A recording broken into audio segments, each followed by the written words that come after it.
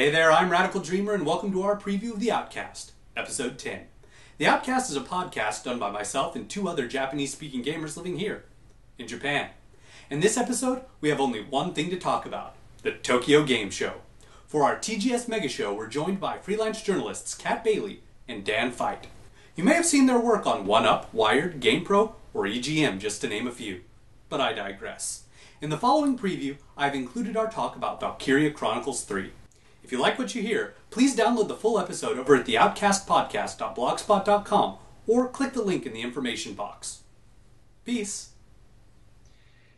But the two things about the Sega booth was Yakuza and Valkyria. Yeah. Valkyria 3 was there, the big reveal, and it was, look, let's get the pink elephant out of the room.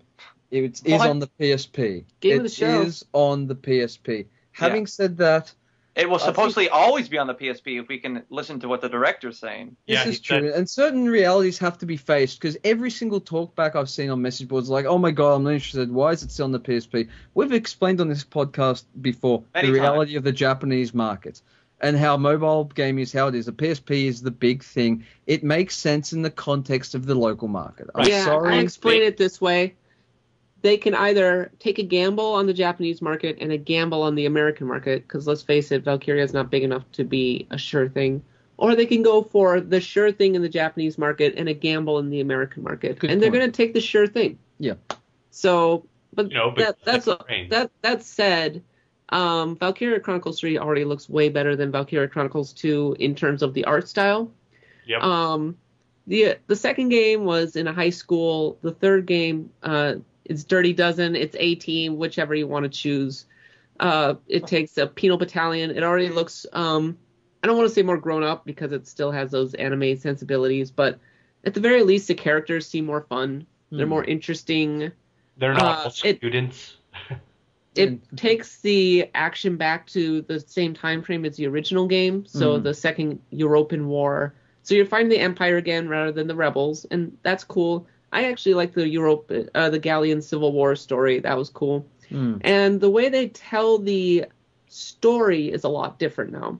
So instead of doing this, like, you have a box with a headshot of a character kind of talking, and then occasionally, for some reason, the box is standing in for an animated cutscene and, like, bapping into people. Now they have much more, like, this manga sensibilities and animated cut-ins. And they really improved the presentation.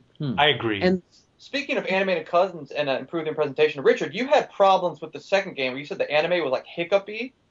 Oh, it wasn't hiccupy. It was more just a terrible frame rate. Did they improve it for this one? Did you see anything? Yeah, from the videos I saw, they sure did. Yeah, and the actual textures have been greatly improved on both the characters and on the buildings. It looks a lot closer to 1 than 2 did. Which is good, because, 2 looked all right. Don't get me wrong. But I could see the seams, especially when you looked at the uniforms. Yeah. 3 just looks and moves better. And even the mission that I played was a lot more reminiscent of 1. I think 2 did a lot of really excellent things with the multiplayer. It was a very, bold direction for this franchise to go.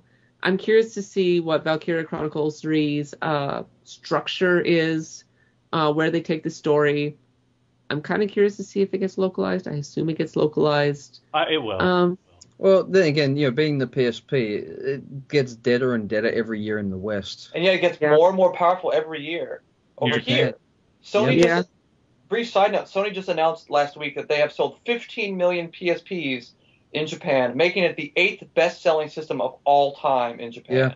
I feel like whenever I come here, I feel like I'm in Bizarro World, because back in the States, people just cannot care less about the PSP. But I come over here, and at TGS, I played the PSP almost exclusively at TGS. So yeah. Anyway, it everywhere.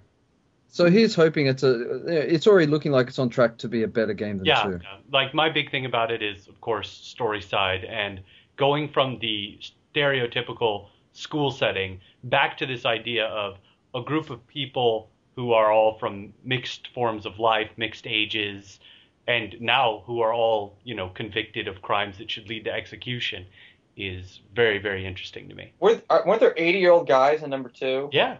Are there going to be more in 3? Wait, number 2? Yeah, didn't you say in 2 they're like 80-year-old dudes? No, number 1. Because number 1 was you were a militia. You were drafted. So you were from any walk of life as long as you could pick up a gun. 2, everyone was a freaking high school student. Yeah, in a military academy. Yeah. I will say that even if it doesn't get localized, it's definitely a game that I would be willing to import and play, because while it's fairly language intensive and my Japanese isn't that great, my Japanese is good enough that I can play it, and it's absolutely worth playing in my opinion. So I will play it. I will review it right away.